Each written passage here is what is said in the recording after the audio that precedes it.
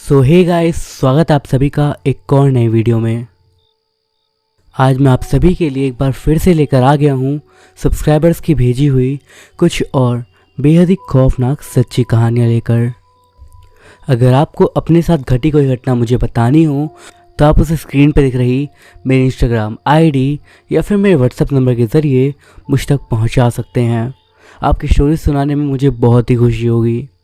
इसके अलावा जैसा कि आप स्क्रीन पर देख सकते हो, आप में से लगभग 68% लोग ऐसे हैं जो कि वीडियोस को देखते हैं बट चैनल को सब्सक्राइब नहीं करते। तो प्लीज़ अगर आपको वीडियोस अच्छे लगते हैं तो चैनल को भी सब्सक्राइब ज़रूर करिए। और अगर आपको स्टोरीज पसंद आती है तो वीडियोस के नीचे कमेंट भी ज़रूर करिए, क्योंकि आपके कमेंट्स के ज़रिए ही पता लगता है कि आपको वीडियोस पसंद आ रहे हैं या फिर नहीं। इसी के साथ हम बढ़ते हैं आज की अपनी फर्स्ट स्टोरी की तरफ। ये स्टोरी हमें बताई है हमारे सब्सक्राइबर समीर ने। आइए आगे की स्टोरी को उन्हीं के पॉइंट ऑफ व्यू से जानते हैं। ये अभी क्या हुआ? यही वो शब्द थे जो कि उस वक्त मेरे दिमाग में आए जब ये चीज़ मेरे साथ हुई और मेरे पूरे शरीर में मानो एक करंट सा दौड़ गया। आपको थोड़ा शुरुआत से बताना चाहूँगा। मैं दरअसल एक कॉलेज का स्टूडेंट हूँ और कॉलेज से आने के बाद तुरंत ही मेरा ट्यूशन्स रहता था, तो मैं इसीलिए कॉलेज से ही डायरेक्ट ट्यूशन चला जाता था और मेरे बैच देर शाम तक चलते रहते थे, जिस कारण मुझे घर आते आते कभी कभी अंधेरा भी हो जाता था। उस समय पर सर्दियों का मौसम चल रहा था और अंधेरा जल्दी हो जाता था। मैं अपने कान में अपने ईयरफोन्स लगाकर गाने सुनते हुए आराम से अपने घर जाता था। मेरा ट्यूशन सेंटर मेरे घर से लगभग 2 किलोमीटर के वॉकिंग डिस्टेंस पे था। वहाँ से घर के बीच के रास्ते में थोड़ा रास्ता ऐसा भी था जो कि ज़्यादातर टाइम पर सुनसान ही मिलता था, और उस टाइम पर भी मैं वैसे उस रास्ते पर ज़्यादा ध्यान नहीं देता था। पर उस एक शाम को जब मैं अपने कान में गाने चलाते हुए आराम से वहाँ से जा रहा था, उस समय मुझे पता नहीं क्यों एकदम से ही ठंड लगने लगी। मतलब ठंड हो रही थी बट उस पर्टिकुलर एरिया में मुझे काफ़ी ज़्यादा ठंड लगने लगी। मैंने इस बात को इग्नोर करा और मैं आगे बढ़ता रहा। अब मैं एक बड़ी सी रोड की साइड में आ गया था और मुझे अपने घर जाने के लिए इस रोड को क्रॉस करना था। अब कई बार आपके साथ भी एक चीज़ हुई होगी कि एकदम से आपके सामने से कोई गाड़ी आने लगे और आप एकदम कुछ सोच ही ना पाओ कि आपको कहाँ जाना है, किस तरीके से आप आगे या पीछे हटो और आप उस गाड़ी से बच जाओ, और आप बस उसी जगह पर खड़े रह जाते हो। मैं रोड क्रॉस कर ही रहा था कि उसी बीच मैंने सामने से एक गाड़ी को आते हुए देखा जो कि काफ़ी तेज़ आ रही थी और उसकी हेडलाइट्स मेरी आंखों पर पड़ रही थी। मैं एकदम से ही नर्वस हो गया और मैं न आगे जा पा रहा था और न ही पीछे। मुझे नहीं समझ में आया कि मैं क्या करूं और मैं बस शायद वहां पर खड़ा रहा, और जो हुआ वो सुनकर शायद आप मेरी बात पर यकीन भी ना करो। वो गाड़ी सीधा मुझे पास करते हुए निकल गई। हाँ, आपने बिल्कुल सही सुना, वो मेरे अंदर से निकल के चली गई। बिल्कुल ऐसे जैसे काफ़ी तेज़ हवा का झोंका आया हो जो कि एकदम से आया और एकदम से चला गया। इतनी जल्दी ये सब हुआ कि मैं कुछ सोच भी नहीं पाया और ना ही कुछ समझ पाया। मेरी ही तरह वो जो गाड़ी का ड्राइवर था वो भी काफ़ी ज़्यादा हैरान था, क्योंकि मैं उसका फेस देख पा रहा था। मैं देख पा रहा था कि वो ज़ोर से शायद कुछ चिल्ला रहा है, पर मैं उसकी आवाज़ को नहीं सुन पा रहा था। मेरे कानों में अब भी मेरे ईयरफोन्स लगे हुए थे, मेरे हाथ एकदम ठंडे थे और मैं कांप रहा था।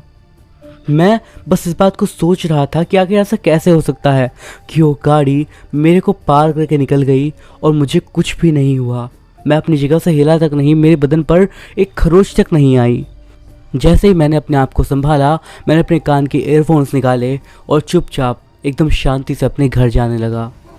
इसके बाद से मैं इस बारे में लगातार सोचता रहा और आज तक बस सोचता ही आ रहा हूँ कि आखिर वो सब था क्या वो मेरा वहम था? मुझे लगता है कि शायद वो किसी तरह की डिवाइन एंटिटी थी जिसने कि मुझे शायद उस दिन बचा लिया, वरना जो चीज़ मैंने एक्सपीरियंस करी थी अगर उसका असर भी मेरे साथ होता तो शायद मैं ज़िंदा तक ना बचता। पर मैं ज़िंदा हूँ और आपको अपने साथ हुई इस घटना के बारे में बता रहा हूँ। ये काफ़ी बड़ी बात है। भले आप में से कई लोगों को इस बात पर यकीन ना हो, पर शायद कुछ लोग ऐसे होंगे जो कि इस बारे में मुझे कुछ बता सकें, और आपकी राय जानने के लिए मैं काफ़ी ज़्यादा उत्सुक रहूँगा। आज की अगली स्टोरी हमें बताई है हमारे सब्सक्राइबर श्रेयांश ने। आइए आगे की स्टोरी को उन्हीं के पॉइंट ऑफ व्यू से जानते हैं। मेरा नाम श्रेयांश है और ये जो मैं आपको घटना बताने जा रहा हूँ ये मेरी मौसी के घर की है। मेरी मौसी पटना में रहती हैं और जिस समय की ये घटना है वो आज से लगभग 5-6 साल पुरानी बात है। अपनी मौसी के घर में मैं हर बार समर वेकेशंस में जाता था और इस बार भी ऐसा ही था। अब मैं आपको उनके घर के बारे में थोड़ा बता देता हूँ।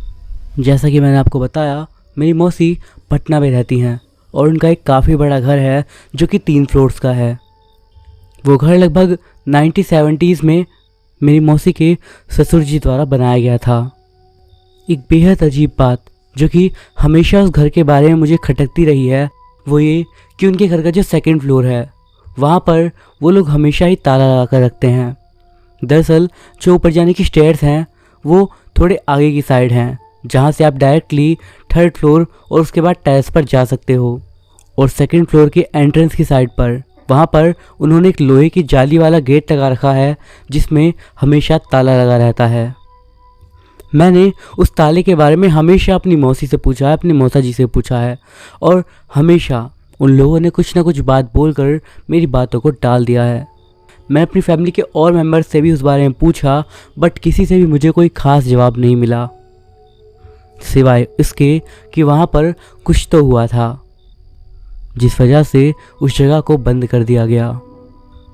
तो ऐसे ही एक दिन की बात है, मेरी मौसी और मौसा जी किसी काम से बाहर गए हुए थे और घर में मैं और मेरी 2 दीदी थे और घर में मैं और मेरे अलावा मेरी 2 बहनें थीं जो कि मुझसे उम्र में बड़ी थी। रात हो गई थी और खाना वगैरह खाकर हम सब लोग बैठकर आपस में बातचीत कर रहे थे। तभी धीरे धीरे बातें भूतों के बारे में शुरू हो गई और हम तीनों ही लोग आपस में अपने साथ हुए पहले के कुछ इंसिडेंट्स के बारे में बात करने लगे। अब हम लोग ये सब बातें कर ही रहे थे कि बातों के बीच में ही अचानक से रूम की विंडो पर एकदम से ही मानो किसी के नॉक करने की आवाज़ आई। But the weird thing was रात के 2 बज रहे थे और ऐसे समय पर इस तरह की आवाज़ किसी को भी डरा सकती है। हम तीनों ही इस आवाज़ से सहम गए थे बट स्टिल मैं उठा और मैंने विंडो को खोल के बाहर देखा बट बाहर मुझे कोई भी दिखाई नहीं दिया। इवन हमारा जो एरिया था वहाँ पर उस टाइम पर स्ट्रीट लाइट्स वगैरह ज़्यादा नहीं थी और आसपास का माहौल काफ़ी ज़्यादा अंधेरा वाला दिख रहा था। बट घर के आसपास जो हमारे घर के बाहर की तरफ ही जो लाइटें थी उन्हीं की रोशनी आ रही थी जिसमें इतना तो मुझे पता चल पा रहा था कि वहाँ पर कोई भी नहीं है। अब मैं विंडो बंद करके वापस अपनी बहनों के पास आकर बैठ गया और इससे पहले कि मैं कुछ और बोल पाता एकदम से ही एक साथ खिड़की और जो रूम का दरवाज़ा था दोनों पर ही नॉक होने की आवाज़ आई। अब जैसे ही ऐसा हुआ हम तीनों ही बहुत ज़्यादा डर गए थे। यहाँ हमें सबसे ज़्यादा डराने वाली बात ये थी कि हम लोग घर में अकेले थे और एक नॉक तो हमें समझ में आ भी जाता बट एक ही समय पर दोनों तरफ से नॉक की आवाज़ आना काफ़ी ज़्यादा अजीब और पैरानॉर्मल टाइप था। दरअसल उस घर में हमेशा से ही कुछ ना कुछ पैरानॉर्मल घटनाएं होती ही रहती थी बट वो छोटी मोटी होती थी जिन्हें इग्नोर भी करा जा सकता था। बट उस रात की घटना काफ़ी ज़्यादा बढ़ रही थी। हम लोगों को समझ में नहीं आ पा रहा था कि हम आखिर करें तो करें क्या। अब हमारी हिम्मत रूम से बाहर जाने की भी नहीं कर रही थी और हम तीनों ही बेड पर ही चुपचाप लेट गए और इन आवाज़ों को चुपचाप सुनते रहे। हम नहीं समझ पा रहे थे कि ये क्या हो रहा है और ये आवाज़ इसी तरीके से सुबह के 4 बजे तक आती रही।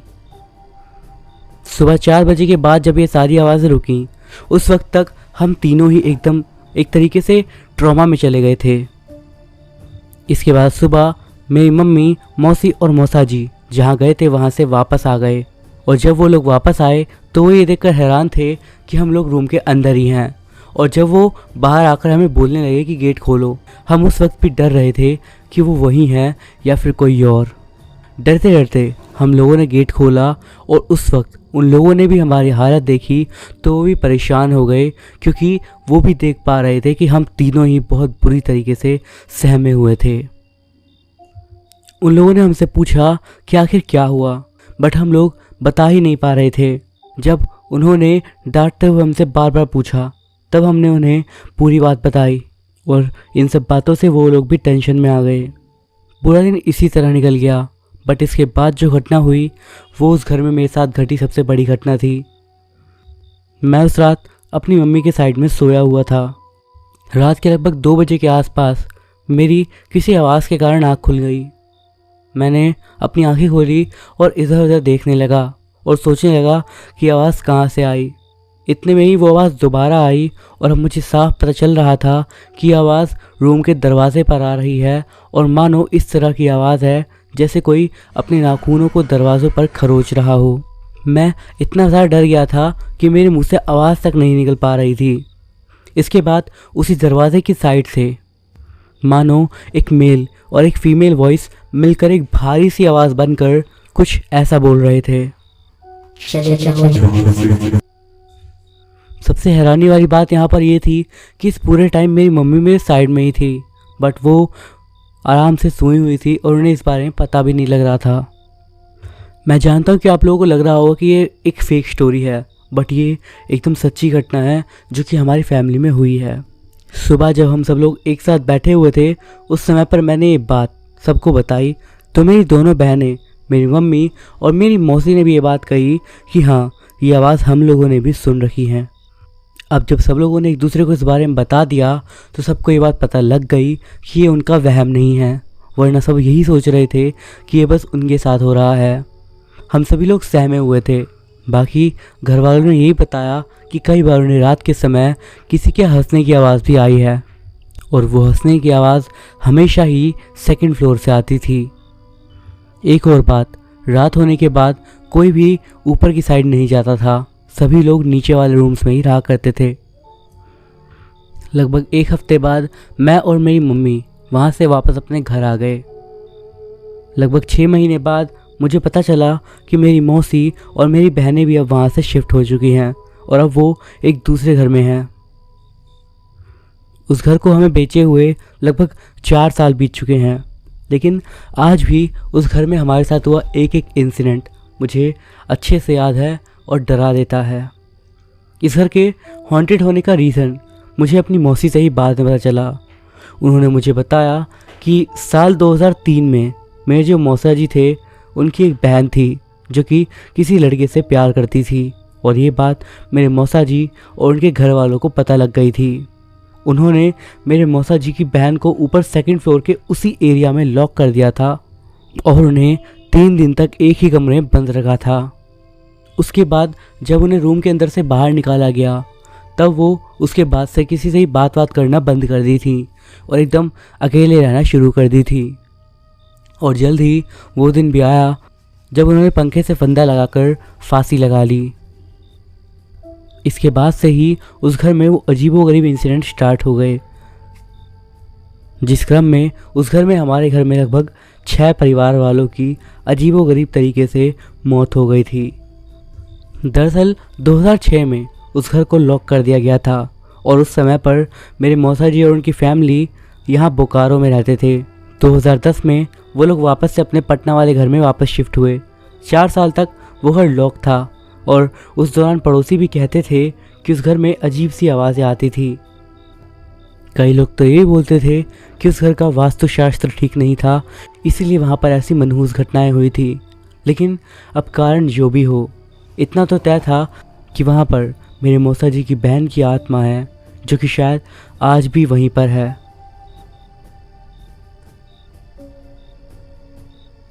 मेरा नाम अभी है और मैं आपको आज अपनी लाइफ की ट्रेजेडी के बारे में बताने जा रहा हूँ। मैं जानता था कि मैं हमेशा से ही एक अच्छा भाई नहीं था। ऐसा नहीं था कि मैं सिद्धार्थ से प्यार नहीं करता था, बट हम लोगों का वो असली प्यार बस बचपन तक ही था। और उसके बाद जैसे जैसे हम लोगों की एज बढ़ती गई, हम लोग एक दूसरे से यूँ कहूँ तो काफ़ी हद तक दूर होते चले गए। जब तक मेरी एज 30 के आसपास हुई तब तक हम दोनों ही अलग अलग शहरों में रहने लगे थे और अब हम बस किसी त्यौहार या फिर कोई फैमिली इवेंट में ही मिल पाते थे। उस समय भी अगर 10-15 मिनट हमारी बात हो गई तो हो गई, वरना बस हाय हेलो करके बात ख़त्म। पर बीते कुछ समय में ये चीज़ें थोड़ी बदल गई थी। अब मेरा भाई मुझे पहले से ज़्यादा कॉल करने लगा था और मेरे लिए थोड़ा सा अजीब था।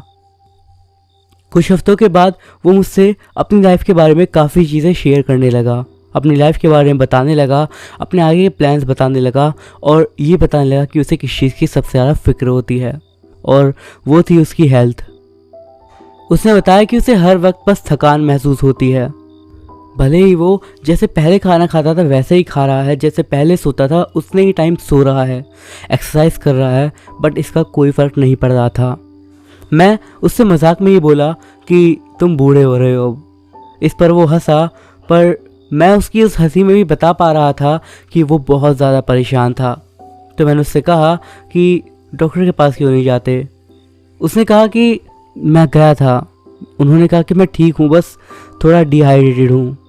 उन्होंने कुछ नींद की दवाइयाँ भी दी हैं ताकि मैं अच्छे से सो सकूँ, और कहा है कि मैं योगा ट्राई करूँ। उसने ये हर चीज़ ट्राई कर ली थी, बट उसकी हालत सुधरी नहीं। पिछले साल के आखिर तक उसकी हालत काफ़ी ज़्यादा ख़राब हो गई थी। मैं उससे काफ़ी टाइम तक मिल नहीं पाया था, तो मैंने उससे पूछा कि मैं उसके पास आकर कुछ दिन रहना चाह रहा हूँ। पहले तो उसने इस बात को टालने की कोशिश करी, बट उसके बाद उसने कहा कि मैं आ सकता हूँ। मैंने भी वीकेंड पर अपने ऑफिस से छुट्टी ली और उसके बाद घर के लिए निकल गया, और उसके बाद उसके घर के लिए बेंगलोर निकल पड़ा। और जब वो मुझे एयरपोर्ट पर लेने आया और मैंने उसे देखा तो मैं काफ़ी ज़्यादा हैरान हो गया। वो बस 35 साल का था, पर वो काफ़ी ज़्यादा बूढ़ा लग रहा था। उसके बाल थोड़े थोड़े सफ़ेद होना शुरू हो गए थे। उसके शरीर का स्ट्रक्चर काफ़ी ज़्यादा रिवील होने लगा था। मेरे पास उसके 33rd बर्थडे की फ़ोटोज़ थी, और जब मैंने उसमें देखा और उसे अपनी आंखों से फिर से देखा तो मैं काफ़ी ज़्यादा हैरान था। घर जाते समय जब वो ड्राइव कर रहा था, उस समय मैं उसके हाथ, उसकी बॉडी को देख रहा था, किस कदर वो कमज़ोर हो गया था। मैंने उससे आखिर पूछ ही लिया कि आखिर क्या है और तुम मुझसे क्या छुपा रहे हो, मुझे बताओ। तो उसने बस अपनी गर्दन हिला दी और उसने और कुछ भी नहीं कहा। डॉक्टर्स बस यही बोलते हैं कि मेरी बॉडी डिहाइड्रेटेड है और कुछ भी परेशानी नहीं है, और बस थोड़ा सा वेट लॉस है। उन्होंने कहा कि मैं काफ़ी ज़्यादा एक्सरसाइज कर रहा हूँ, बट कसम से भाई मैं कह सकता हूँ मैं पिछले 1 साल से जिम भी नहीं गया। उसने ऐसा कहते हुए एक नकली हंसी देने की कोशिश करी, पर मैं बस उसे हैरानी के साथ घूरता रहा। भाई एक्सरसाइज ज़्यादा करने का नतीजा नहीं है, ये कुछ और है, तुम्हें डॉक्टर चेंज करना चाहिए। मैंने कोशिश करी। ऐसा बोलते हुए उसकी आंखों में आंसू आने लगे और उसने कहा 5 डॉक्टर बदल चुका हूँ मैं, पर सब लोग यही बात कहते हैं, बस ये बोलते हैं कि मैं अपनी बॉडी पर काफ़ी ज़्यादा प्रेशर दे रहा हूँ और ज़्यादा एक्सरसाइज कर रहा हूँ, बट मैं ऐसा कुछ भी नहीं कर रहा। वो लोग कहते हैं कि मुझे वेकेशंस की ज़रूरत है, मुझे आराम करने की ज़रूरत है, पर मैंने हर चीज़ करके देख ली, कुछ फ़ायदा नहीं हो रहा। मैंने उसे घूरते हुए पूछा, तो क्या तुम पानी अब भी नहीं पी रहे हो? डिहाइड्रेशन इतनी ज़्यादा कैसे है? उसने फ़ौरन ही पीछे दिखाते हुए कहा, ये देखो मेरी वाटर बॉटल्स, मैं काफ़ी ज़्यादा पानी पी रहा हूँ, बट फ़र्क पड़ ही नहीं रहा है। तो क्या कुछ ऐसा है जिस कारण तुम्हें लगता है ऐसा हो रहा है? मैंने उससे पूछा। वो शायद कुछ बताने वाला था, पर बोलते बोलते रुक गया और कहा, ऐसा तो कुछ भी नहीं है जो कि सेंस बनाता हो। पर मैंने इस बात को और ज़्यादा बढ़ाया नहीं, पर मैंने वाकई में इस बात को तब पूछा जब मैं वहाँ से वापस जाने वाला था। मैंने जब उससे पूछा, उसने कहा कि मैं जानता हूँ कि तुम मेरी फ़िक्र करते हो, पर शायद ऐसा कुछ भी नहीं है जिस वजह से तुम्हें परेशान होना चाहिए। ऐसा कहते हुए उसने मुझे बाय कहा और मेरी तरफ देख के अपना हाथ हिलाने लगा। मैं उसका फेस देख रहा था और मुझे पता था कि वो बहुत ज़्यादा डरा हुआ है और बहुत ज़्यादा दुखी है। इतना ज़्यादा कि मैं वापस जाते जाते एकदम से ही मुड़ा और उसकी तरफ आया और उसके पास आकर मैंने उससे पूछा, आखिर ऐसा क्या है जो तुम मुझे नहीं बता रहे? पर काफ़ी समय से हम दोनों काफ़ी ज़्यादा दूर थे, पर मैं फिर भी अपने भाई की फ़िक्र करता था। मुझे जानना था कि आखिर वो क्यों परेशान है। जितना मैं उससे पूछ सकता था मैंने उससे पूछा। मैं बस उसको सपोर्ट करना चाहता था, बट उसने मुझे उस टाइम पर कुछ भी नहीं बताया। जब मैं वहाँ से वापस आ गया उसके बाद भी हम दोनों की बात लगातार होती रहती थी, हर 3-4 दिन बाद। लेकिन 2 महीने पहले मेरे भाई की डेड बॉडी उसके घर में मिली। हमें बताया गया कि उसको हार्ट अटैक आया था। रिपोर्ट में ये पता लगा कि उसकी बॉडी में डिहाइड्रेशन था और उसका काफ़ी ज़्यादा दम भी घुटा था। ये सब कुछ इतनी जल्दी हुआ कि हम सब लोग काफ़ी ज़्यादा शौक में थे और दुख में थे। हमें भी नहीं पता था कि हमारी ज़िंदगी एकदम से यूँ किस तरह का मोड़ ले ली थी। मैंने आपको शायद बताया नहीं कि मेरे भाई ने शादी नहीं करी थी, जबकि मेरी शादी हो चुकी थी और मेरा एक 5 साल का बेटा भी था। शादी ना करने के पीछे उसके अपने रीजंस थे। अब उसकी डेथ के लगभग 1 हफ्ते के बाद उसके सामान को जब हम उसके घर से शिफ्ट कर रहे थे, उस समय पर उसके सामानों के बीच में ही एक लेटर मिला। उस लेटर पर मेरा नाम था और वो देखकर मुझे थोड़ी हैरानी हुई। वो लेटर उसने मेरे लिए कुछ हफ्ते पहले ही लिखा था, बट उसने मुझे वो कभी भेजा नहीं। मैंने इस बारे में अपनी मम्मी को ये बताया और उन्हें वो लेटर भी दिखाया, बट उन्होंने कहा कि शायद वो जाने से पहले काफ़ी परेशान था, जिस कारण वो ऐसी चीज़ें लिख रहा था। जब मैं उसकी लेटर को लेकर घर आ गया तो मैं दोबारा पढ़ने लगा, ये सोचकर कि शायद मुझे अभी समझ में आएगा, क्योंकि मैं 2-3 बार उसे ऑलरेडी पढ़ चुका था, बट मुझे समझ में नहीं आ पा रहा था कि आखिर वो क्या कहना चाहता था। अब मैं बताता हूँ कि उसके लेटर में क्या लिखा था। 2 साल पहले मैं एक लड़की को डेट कर रहा था। उस समय पर मैं उसके मम्मी पापा से मिलने के लिए उनके घर गया था। वहाँ से वापस आते समय देर रात हो गई थी और अंधेरा भी काफ़ी हो गया था। मेन हाईवे पर आने का रास्ता मुझे कुछ समझ में नहीं आ रहा था, या आसान शब्दों में मैं कहीं खो गया था। उस समय पर मैंने एक औरत को रोड के साइड पर देखा। देखने से लग रहा था कि शायद वो वहीं कहीं आसपास की रहने वाली थी। मैंने अपनी गाड़ी को उनके साइड में धीरे से जाकर लगा दिया और खिड़की को नीचे करके मैंने उनसे पूछा कि क्या आप बता सकते हैं कि हाईवे की तरफ कौन सा रास्ता आता है? वो औरत थोड़ी अजीब सी लग रही थी। उनकी एज थोड़ी ज़्यादा सी थी और उन्होंने मेरी तरफ मुस्कुराते हुए कहा। उसने मुझसे बोला, क्या मैं गाड़ी में बैठ सकती हूँ? मैं पता नहीं क्यों बस हाँ बोलने ही वाला था कि मैं एकदम से रुक गया और सोचने लगा कि क्या आखिर उन्होंने ऐसा क्यों बोला। आखिर मुझे एकदम से क्या हो गया था और मैं क्या बोलने वाला था। मैंने उनकी इस बात को इग्नोर करने की कोशिश करी और दोबारा उनसे पूछा कि क्या आप मुझे बता सकते हो कि हाईवे की तरफ कौन सा रास्ता जाता है? अब उनके चेहरे पर जो मुस्कान थी वो और ज़्यादा बड़ी हो गई और उन्होंने मुझसे फिर से बोला, मुझे गाड़ी में आने दो फिर बता दूंगी। उनकी एज भी थोड़ी ज़्यादा सी थी और उनकी इस तरह की बात को सुनकर मुझे बहुत ज़्यादा अजीब लगा और पता नहीं क्यों एक ऐसी फीलिंग मेरे अंदर आने लगी कि कुछ गड़बड़ है। पर कहते हैं ना, अजीब समय में आप अजीब फैसले लेते हो और आपके ऊपर कई बार कुछ चीज़ें हावी हो जाती हैं। और मैंने भी उन्हें मना नहीं करा और कहा कि ठीक है, आप आकर बैठ जाइए।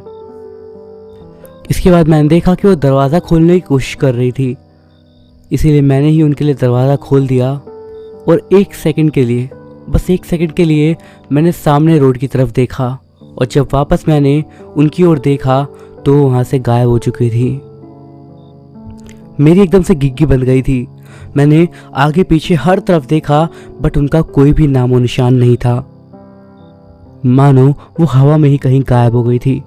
मैं गाड़ी से एकदम से उतरा और गाड़ी के चारों ओर मैंने एक चक्कर लगाया और उसके बाद वापस गाड़ी के अंदर बैठ गया। जब मुझे पक्का पता चल गया कि वो वहाँ से गायब हो चुकी थी तो मैं वापस से गाड़ी को स्टार्ट करा और सीधा वहाँ से चला गया। रास्ते में ही एक जगह पर मुझे हाईवे का साइन दिखा, जिस वजह से मैं हाईवे पर पहुँच गया। इसके बाद उस रात मैं अपने घर आ गया, पर उस रात से मेरे साथ एक बहुत अजीब चीज़ शुरू हो गई। मुझे बुरे सपने आने लगे और बिल्कुल एक जैसे हर रोज़। उन सपनों में मैं बस किसी अंधेरी जगह पर भागता रहता। मुझे इतना पता रहता कि कोई मेरा पीछा कर रहा है, पर मैं किससे बचकर भाग रहा था ये मुझे भी नहीं पता था। जैसे ही भागते भागते मैं थक जाता और रुकने को होता, एक पतली सी आवाज़ मेरे कानों में एकदम फुसफुसाते हुए बोलती, मैं श्रापित हूँ, मुझे भागते रहना होगा। अगर मैं रुका तो मुझ पर वो श्राप लग जाएगा और मुझे पूरा खा जाएगा। मुझे पता था कि इन सब चीज़ों का भी असर होता है अपना, और इन सब चीज़ों को समझने की मैंने कोशिश भी करी, पर लगभग 2 सालों तक ये सपने लगातार इसी क्रम में आते रहे।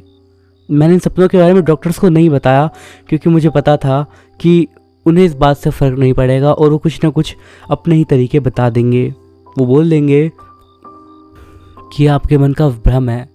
मेरे साथ अजीब चीज़ें कुछ और भी होती थी, जैसे कि मैं सुबह उठता तो मेरे हाथ पैरों में मिट्टी या फिर कभी कभी घास मेरे बिस्तर पर पड़ी रहती थी। अगर मैं ये बात भी डॉक्टर्स को बताता तो शायद वो कहते कि मैं नींद में चल रहा हूँ, या फिर सबसे ज़्यादा कि मैं झूठ बोल रहा हूँ ये सब ताकि मुझे अटेंशन मिल जाए। भाई, मैं तुम्हें भी ये बात बताना चाहता था, पर मैं इस बात को लेकर डर रहा था कि कहीं इस समय भी तुम मेरे करीब जो आ रहे थे वो फिर से कहीं दूर ना हो जाओ। मुझे अब ऐसा लगने लगा है कि मैं किसी जाल में जकड़ा जा रहा हूँ और अब वो जकड़ मेरे ऊपर और ज़्यादा मजबूत हो रही है। मुझे पता है कि मेरा अंत आने वाला है और वो बहुत जल्द होगा, पर मैं नहीं चाहता कि तुम में से कोई भी मेरे पास रहे, ताकि उस औरत को उसका नया शिकार मिल जाए। जितना मैं उसके बारे में सोचता हूँ उतना ही डरता जाता हूँ। शायद मुझे लगता है कि वो एक चेतावनी है। शायद इसीलिए तुम सबको बचाने के लिए मैंने इस बारे में कुछ नहीं बताया। मैं अब बस ऐसे ही एक्टिंग करता रहूँगा जैसे कुछ भी नहीं बदला है। पर जब ये हो जाएगा, जब मैं चला जाऊँगा और मेरे साथ शायद वो भी चली जाएगी, उसके बाद तुम्हें अगर एक चिट्ठी मिले तो बस मैं तुमसे माफ़ी मांगता हूँ। मुझे माफ़ कर देना भाई कि मैं तुम्हें उसके बारे में पहले नहीं बता सका। मैं भी चाहता हूँ कि शायद मेरी सारी बातें गलत हों, शायद मैं ही पागल हूँ और मैं ये सब बकवास लिख रहा हूँ, पर क्या करूँ, मुझे कहीं ना कहीं पता है कि ये सब सच है और मैं इसे झुठला नहीं सकता। तुम्हें उससे सावधान रहना होगा। जब मैंने घर आकर वो लेटर दोबारा पढ़ लिया, उसके बाद रात में सोते समय मुझे भी बुरा सपना आया। मुझे लगा कि शायद मेरे दिमाग में वही सब बातें चल रही हैं जिस कारण मुझे वो सपना आया होगा। पर अब धीरे धीरे चीज़ें मेरे साथ बुरी होने लगी और अब एक एक कर कर मुझे भी हर रोज़ वही वैसे ही सपने आने लगे। मैं बहुत ज़्यादा परेशान रहने लगा। कई रातें ऐसी बीत जाती जब मैं पूरी पूरी रात सोता ही नहीं। पिछले कुछ समय से मैं भी एकदम लाश जैसा हो गया था। मेरे शरीर में हर एक हिस्सा दर्द करने लगा था और मैं हर वक्त थका हुआ रहता था। मैं डॉक्टर के पास गया और मैंने अपनी हालत को समझाने की कोशिश करी, पर कोई फ़ायदा नहीं हुआ। मैं ये नहीं सोचना चाहता था कि मैं बीमार हूँ। मैं ये सोचना नहीं चाहता था कि मेरे ऊपर कोई चुड़ैल हावी हो गई है, पर बस मुझे समझ में नहीं आ रहा था कि मैं करूँ तो करूँ क्या। कुछ समय से मेरे दांतों में बहुत ज़्यादा दर्द होने लगा, इसलिए मैं अपने डेंटिस्ट के पास गया। ये पिछले हफ्ते की बात है। जब उस रात मैं घर आकर सोया और अगले दिन उठा कि मैंने पाया कि मेरे दोनों दांतों में दोनों साइड बहुत ज़्यादा दर्द था। मैं वापस दोबारा डेंटिस्ट के पास गया और मैं बस उनसे कुछ ऐसा ठीक करवा देना चाहता था जो कि मेरे दांतों में ख़राब था ही नहीं। वो जो डेंटिस्ट था वो एक एज्ड पर्सन था जिसके पास काफ़ी अच्छा एक्सपीरियंस था। उन्होंने मेरे दांत और मसूड़ों को अच्छे से देखा और उसके बाद मेरी चेयर को ऊपर उठाते हुए मुझसे उन्होंने कहा कि क्या आपको पता है कि आप शायद सोते समय अपने दांतों को काफ़ी ज़्यादा आपस में खटखटाते हो। मैं थोड़ा हैरान था। मैंने कहा पता नहीं है, शायद ऐसा होता हो बुरे सपनों की वजह से। उन्होंने कहा कि मेरे दांतों का स्ट्रक्चर एक ख़ास पैटर्न में बदला हुआ है। जिस तरीके से उन्होंने मुझे बताया शायद मैं आपको उतना अच्छे से एक्सप्लेन नहीं कर पाऊँगा, बट उन्होंने कहा कि आपके साथ कुछ तो ऐसा है जो कि सही नहीं है और शायद इसकी वजह से आपको काफ़ी दिक्कत भी हो सकती है। मैंने उनकी बात को चुपचाप सुना और वापस अपने घर आ गया। अब मैं बस ये सोच रहा हूँ कि आखिर उनके कहने का मतलब क्या था, या फिर मेरे साथ ये सब जो हो रहा है इसका मतलब क्या है। क्या मैं कभी ठीक हो पाऊँगा? क्या जो मेरे भैया के पीछे पड़ी हुई थी वो अब मुझ पर भी आ चुकी है? क्या जो मेरे भैया के साथ हुआ वो मेरे साथ भी हो सकता है? शायद या शायद नहीं।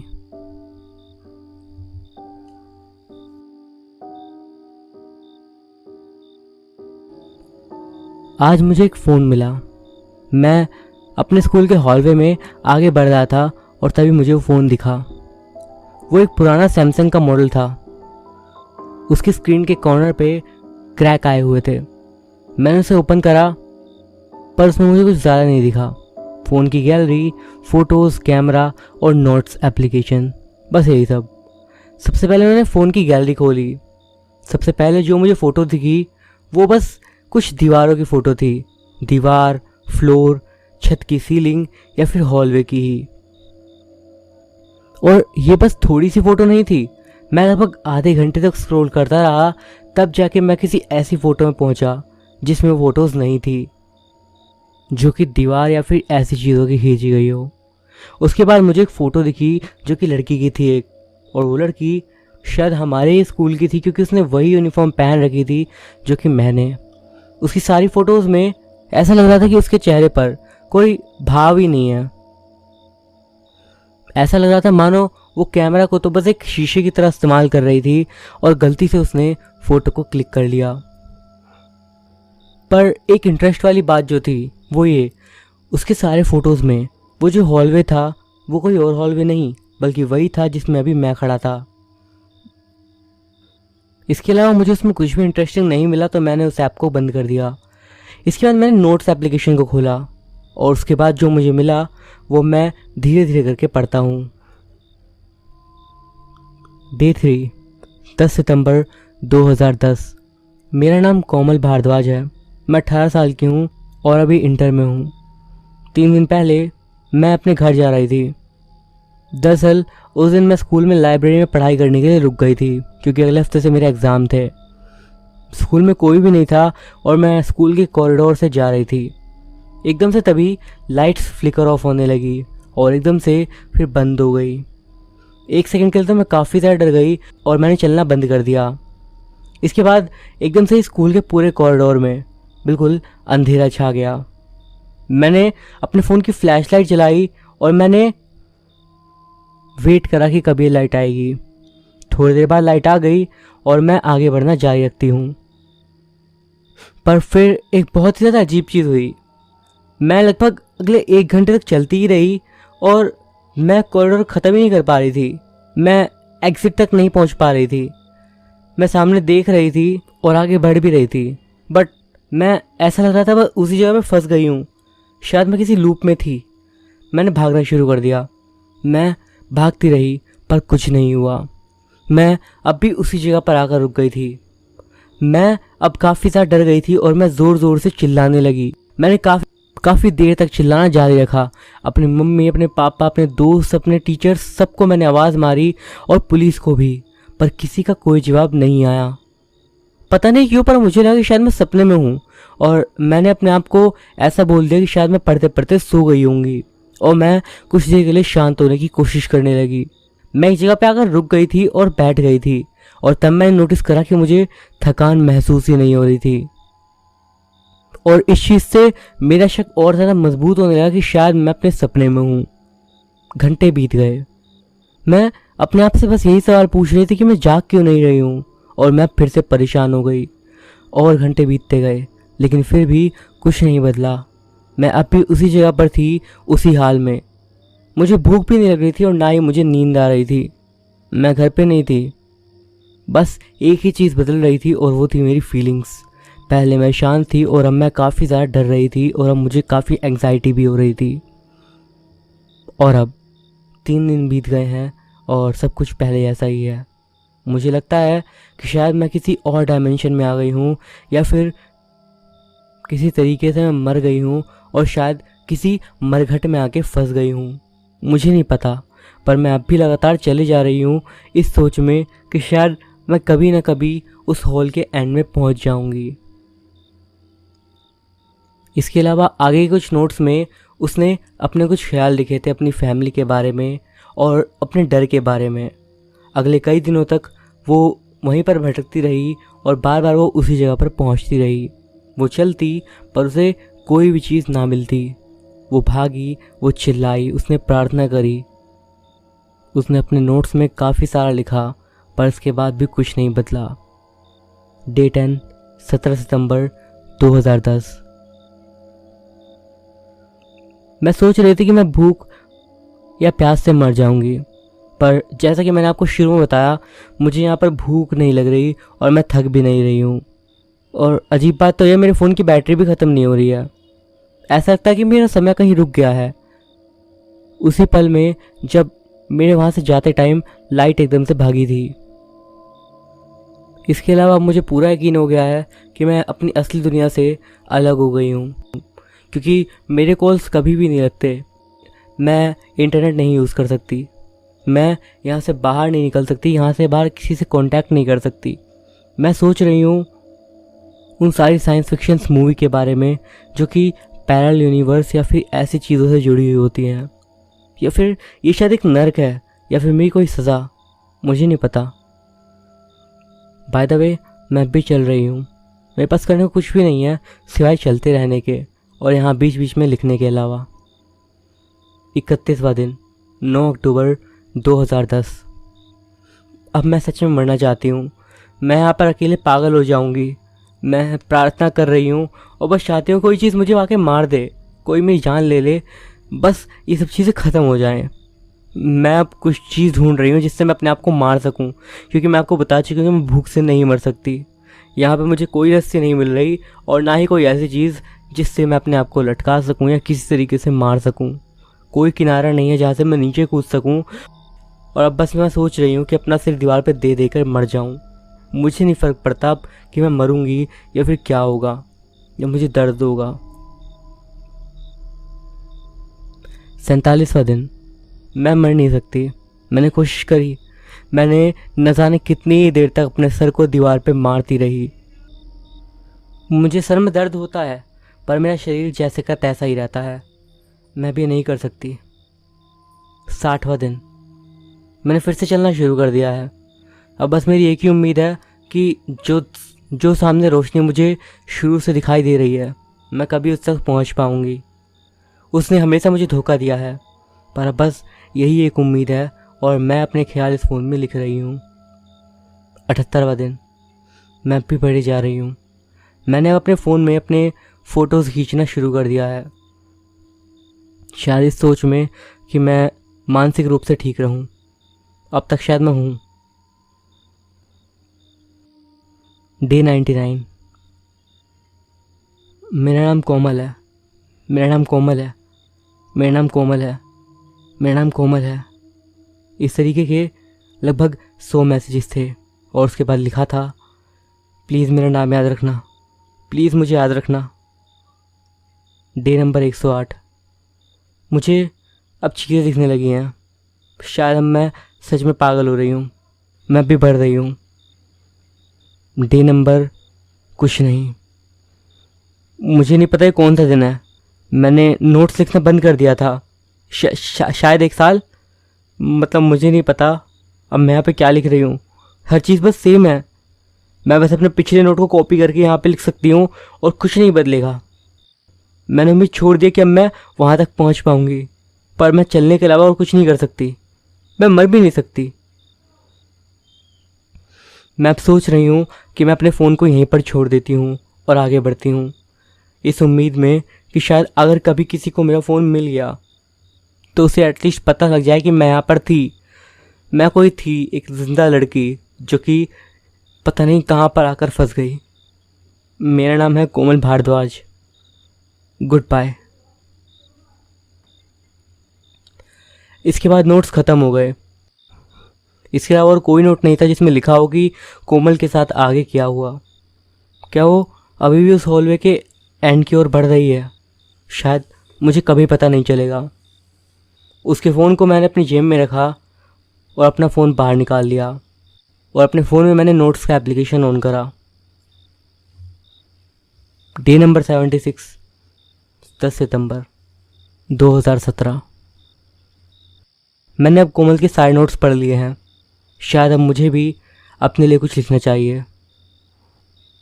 हेलो, आप जो कोई भी हो, मेरा नाम है।